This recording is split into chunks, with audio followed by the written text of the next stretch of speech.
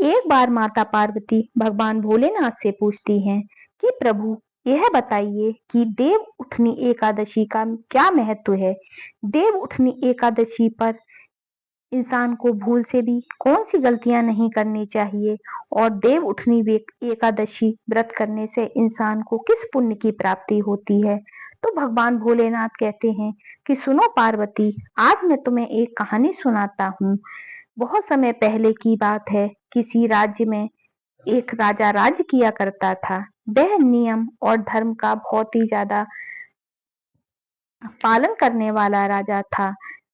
एक एक दिन राजा अपने महल से घूमने के लिए बाहर निकला तो उसने अपने महल के बाहर एक बहुत ही सुंदर स्त्री को बैठे हुए देखा। वह स्त्री कोई और नहीं थी, वह भगवान विष्णु थे जो उस राजा की परीक्षा लेने आए थे।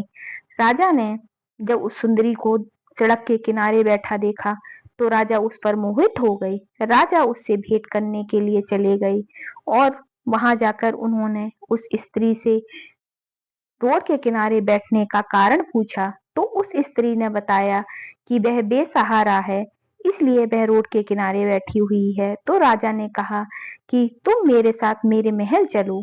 स्त्री ने मना कर दिया, लेकिन बार बार राजा के आग्रह करने पर स्त्री उसके साथ महल चलने के लिए तैयार हो गई। लेकिन उस स्त्री ने महल जाने से पहले राजा के सामने एक शर्त रखी।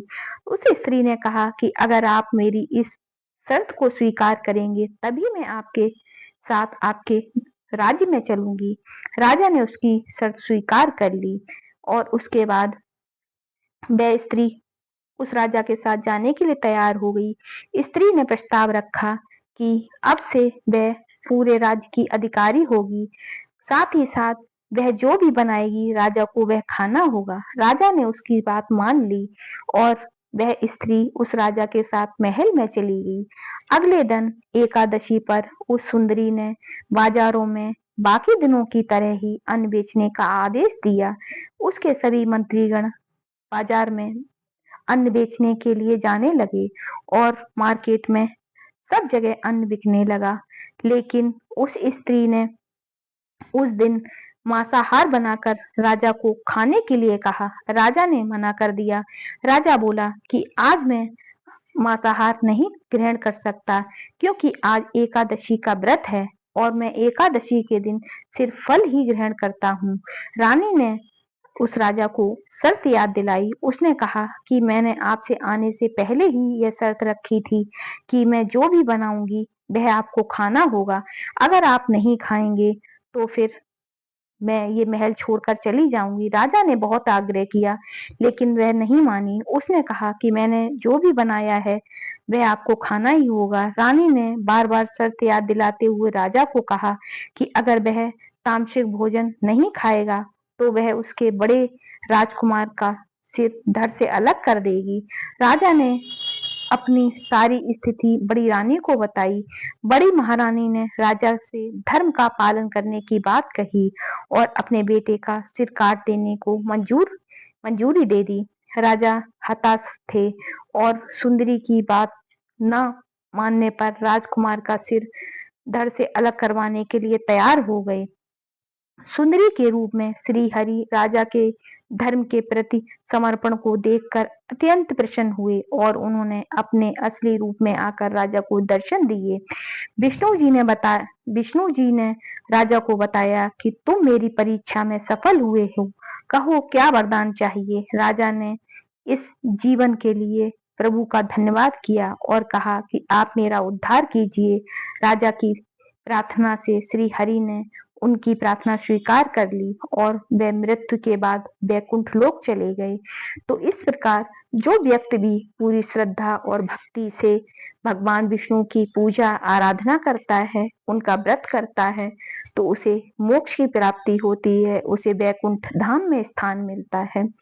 इस बार देवउठान एकादशी 12 नवंबर को पड़ रही है। कहते हैं कि जो व्यक्ति पूरी श्रद्धा और भक्ति से एकादशी के दिन व्रत करता है, पूजन करता है और नियमों का पालन करता है, उसके जीवन में कभी भी किसी प्रकार का कोई कष्ट नहीं आता है।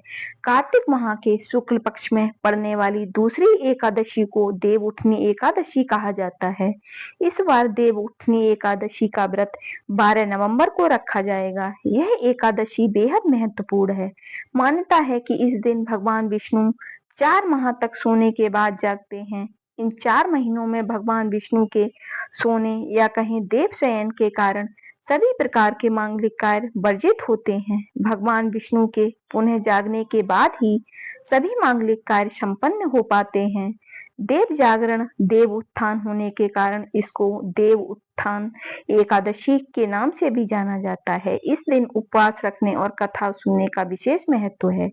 इस बार कार्तिक माह की एकादशी 11 नवंबर को शाम के 6:46 से प्रारंभ होकर 12 नवंबर को शाम 4:04 तक रहेगी। ऐसे में 12 नवंबर को उदया तिथि में होने के कारण देवउठनी एकादशी का व्रत इसी दिन रखा जाएगा। वहीं इसका पारण 13 नवंबर को सुबह 6:42 से 8:51 के बीच किया जाएगा। देवउठनी एकादशी के दिन सुबह सुबह सूर्योदय से पहले उठकर स्नान आदि कर लेना चाहिए। इसके बाद गन्ने का मंडप बनाएं और बीच में चौक बनाएं। चौक के मध्य में भगवान विष्णु का चित्र या मूर्ति रखें। इसके साथ ही चौक से के पास बीच में भगवान के चरण चिन्ह बनाए जाते हैं जो ढककर रखने चाहिए। भगवान को गन्ना, सिंघाड़ा और पीले फल, फूल, मिठाई आदि अर्पित करने के साथ ही भगवान को पीली मिठाई भी अर्पित करें। इसके बाद एक घी का दिया जलाएं और इसे रात भर जलने दें। यहीं बैठकर विष्णु पुराण या फिर विष्णु मंत्रों का जप करें या फिर कथा सुने।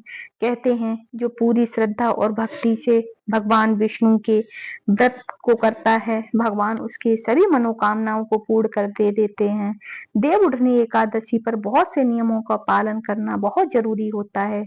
इस दिन केवल निर्जला या जलीय पदार्थों पर ही उपवास रखना चाहिए। अगर व्रत रखने वाला रोगी, वृद्ध, बालक है तो वह केवल एक बेला का उपवास रख सकता है। इस दिन चावल, नमक से परहेज रखना चाहिए। भगवान विष्णु की उपासना करना चाहिए। साथ ही साथ देवउठनी एकादशी के दिन तामसिक आहार, मांस, मदिरा, प्याज, लहसुन, मदिरा, बासी भोजन आदि का सेवन बिल्कुल भी नहीं करना चाहिए। कहते हैं जो पूरी श्रद्धा और भक्ति से देवउठनी एकादशी का व्रत करता है और नियमों का पालन करता है, उसके जीवन में सभी प्रकार की समस्याओं से उसे मुक्ति मिल जाती है। इस दिन बहुत ही ज्यादा शुभ माना जाता है।